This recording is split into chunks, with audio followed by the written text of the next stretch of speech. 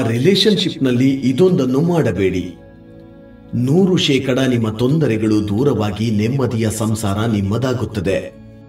ಆಧ್ಯಾತ್ಮ ಕನ್ನಡ ಚಾನಲ್ಗೆ ಸ್ವಾಗತ. ನೀವು ನಮ್ಮ ಚಾನಲ್ಗೆ ಮೊದಲ ಬಾರಿಗೆ ಬಂದಿದ್ದರೆ ದಯವಿಟ್ಟು ನಮ್ಮ ಚಾನಲ್ ಅನ್ನು ಸಬ್ಸ್ಕ್ರೈಬ್ ಮಾಡಿ, ಪಕ್ಕದಲ್ಲಿರುವ ಬೆಲ್ ಐಕಾನ್ ಅನ್ನು ಕ್ಲಿಕ್ ಮಾಡಿ. ಅತ್ಯದ್ಭುತ ಅನುಭವಕ್ಕೆ ದಯವಿಟ್ಟು ಇಯರ್ಫೋನ್ ಬಳಸಿ. ಈ ವಿಚಾರಗಳು ನಿಮಗೆ ಗೊತ್ತಿದ್ದರೆ ನಿಮ್ಮ ಸಂಬಂಧಗಳಲ್ಲಿ ಎಲ್ಲ ತೊಂದರೆಗಳಿಗೂ ನಿಮಗೆ ಪರಿಹಾರ ಸಿಗುತ್ತದೆ. ಇದಕ್ಕೆ ಒಂದು ಉದಾಹರಣೆ ನೋಡೋಣ.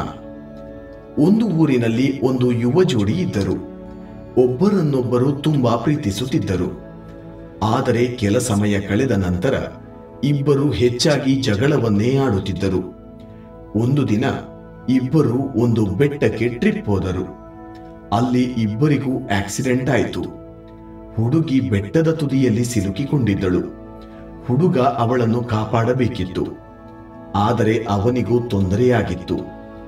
ಆದರೂ ಆಕೆಯನ್ನು ಕಾಪಾಡಲು ಹೋಗುತ್ತಾನೆ. ಆದರೆ ಅವನು ಬಂಡೆಯಿಂದ ಏಟು ಮಾಡಿಕೊಳ್ಳುತ್ತಾನೆ.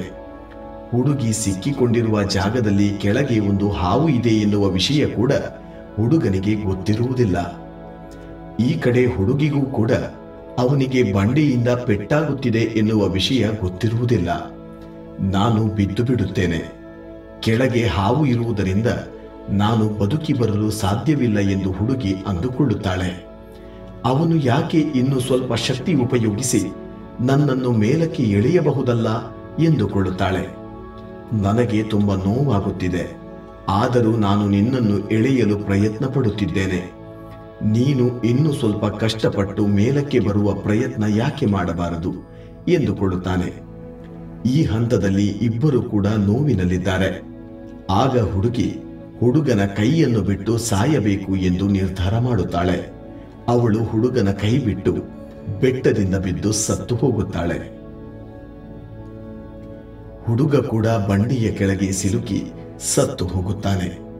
ಈ ನೋವಿನ ಕಥೆಯಿಂದ ನೀವು ಕಲಿತಿದ್ದೇನು? ಮತ್ತೊಬ್ಬ ವ್ಯಕ್ತಿಗೆ ಎಷ್ಟು ನೋವಿದೆ ಎಂದು ನಿಮಗೆ ಅರ್ಥವಾಗುವುದಿಲ್ಲ. ಅದೇ ರೀತಿ ನಿಮಗೆ ಎಷ್ಟು ನೋವಿದೆ ಎಂದು ಅವರಿಗೆ ಅರ್ಥವಾಗುವುದಿಲ್ಲ. ಇದೇ ಜೀವನ. ಕುಟುಂಬ, ಕೆಲಸ, ಸ್ನೇಹಿತರು ಅಥವಾ ಭಾವನೆಗಳು ಏನೇ ಇದ್ದರೂ ನಾವು ಒಬ್ಬರನ್ನೊಬ್ಬರು ಅರ್ಥ ಮಾಡಿಕೊಳ್ಳುವ ಪ್ರಯತ್ನ ಮಾಡಬೇಕು. ಬೇರೆ ರೀತಿಯಲ್ಲಿ ಇನ್ನೂ ಕ್ಲಿಯರ್ ಆಗಿ ಯೋಚನೆ ಮಾಡಿ, ಇನ್ನೂ ಚೆನ್ನಾಗಿ ಮಾತನಾಡಬೇಕು. ಒಂದು ಸಣ್ಣ ಒಳ್ಳೆಯ ಯೋಚನೆ ಮತ್ತು ತಾಳ್ಮೆ ಜೀವನದಲ್ಲಿ ಬಹಳ ಸಮಯ ಜೊತೆಯಾಗಿ ಬರುತ್ತದೆ. ಕೆಲವೊಮ್ಮೆ ಸರಿಯಾಗಿ ಇರುವುದಕ್ಕಿಂತ ಮತ್ತೊಬ್ಬರನ್ನು ಅರ್ಥ ಮಾಡಿಕೊಳ್ಳುವುದು ಮುಖ್ಯವಾಗುತ್ತದೆ. ಅರ್ಥ ಮಾಡಿಕೊಳ್ಳುವುದೇ ಪ್ರೀತಿಯ ಸ್ವಭಾವ. ಭಿನ್ನಾಭಿಪ್ರಾಯದ ಒಂದೇ ಒಂದು ಕ್ಷಣ ಕೂಡ ವಿಷಕಾರಿಯಾಗಿರುತ್ತದೆ. ಒಂದೇ ಒಂದು ನಿಮಿಷದಲ್ಲಿ ನಾವು ಕಳೆದಿರುವ ಅಷ್ಟೂ ಒಳ್ಳೆಯ ಕ್ಷಣವನ್ನು ಮರೆಯುವ ಹಾಗೆ ಮಾಡಿಬಿಡುತ್ತದೆ. ಒಳ್ಳೆಯ ಸಂಬಂಧದಲ್ಲಿ ಒಬ್ಬರನ್ನೊಬ್ಬರು ಅರ್ಥ ಮಾಡಿಕೊಳ್ಳುವುದು ಬಹಳ ಮುಖ್ಯವಾದ ಅಂಶ. ನೀವು ಭೇಟಿ ಮಾಡುವ ಪ್ರತಿಯೊಬ್ಬ ವ್ಯಕ್ತಿಗೂ ಕರುಣೆ ತೋರಿಸಿ. ಯಾಕೆಂದರೆ ತಮ್ಮ ಜೀವನದಲ್ಲಿ ಯಾರು ಯಾವ ರೀತಿಯ ಹೋರಾಟ ಮಾಡುತ್ತಿದ್ದಾರೆ ಎಂದು ನಮಗೆ ಗೊತ್ತಿರುವುದಿಲ್ಲ. ಮತ್ತೊಂದು ವಿಚಾರವನ್ನು ನೆನಪಿಟ್ಟುಕೊಳ್ಳಿ.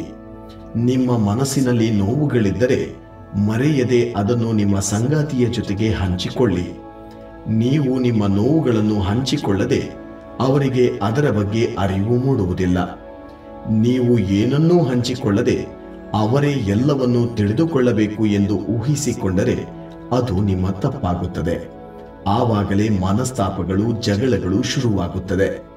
ಏನೇ ವಿಚಾರವಿದ್ದರೂ ಒಬ್ಬರು ಮತ್ತೊಬ್ಬರ ಜೊತೆ ಹಂಚಿಕೊಳ್ಳಬೇಕು. ಆವಾಗ ಎಲ್ಲವೂ ಸರಿ ಹೋಗುತ್ತದೆ. ನಿಮ್ಮ ಸಂಗಾತಿಯ ಜೊತೆ ಸುಖವಾದ ಜೀವನವನ್ನು ಸಾಗಿಸಬಹುದು. ಇಂತಹ ಮತ್ತಷ್ಟು ವಿಡಿಯೋಗಳಿಗಾಗಿ ನಮ್ಮ ಆಧ್ಯಾತ್ಮ ಕನ್ನಡ ಚಾನಲ್ ಅನ್ನು ಸಬ್ಸ್ಕ್ರೈಬ್ ಮಾಡಿ, ಪಕ್ಕದಲ್ಲಿರುವ ಬೆಲ್ ಐಕಾನ್ ಅನ್ನು ಕ್ಲಿಕ್